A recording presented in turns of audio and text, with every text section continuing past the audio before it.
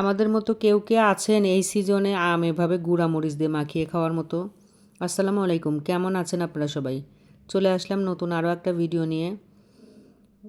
কাঁচা আম মাখাবো, মানে আমার ছেলে মেয়ে এমন একটা অসুবিধায় আমাকে ফেলে দেয় মাঝে মধ্যে।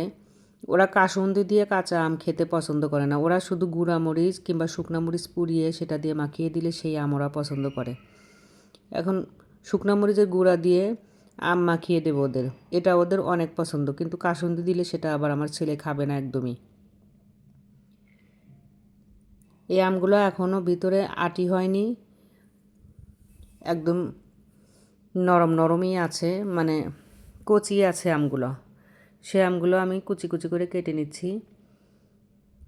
আম মাখানো আমার ছেলে মেয়ে অনেক বেশি পছন্দ করে। আমি এরকম কাঁচা আমের দিনে মাঝে মধ্যেই দুপুরবেলা ছেলেমেয়ের আবদার পূরণ করার জন্য এভাবে আম মাখিয়ে দিই।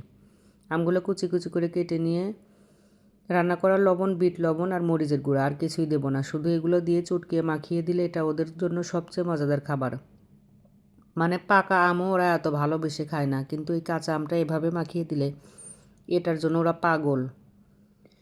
এটা এডিট করার সময় কিংবা ভয়েস ওভার দেওয়ার সময় আমার মুখ দিয়ে আবারও পানি চলে আসছে। এভাবে মাখালেও মজা হয়, বিট লবণের একটা ফ্লেভার আর একটু ঝাল ঝাল। ভিডিওটা এই পর্যন্তই, আল্লাহ হাফেজ।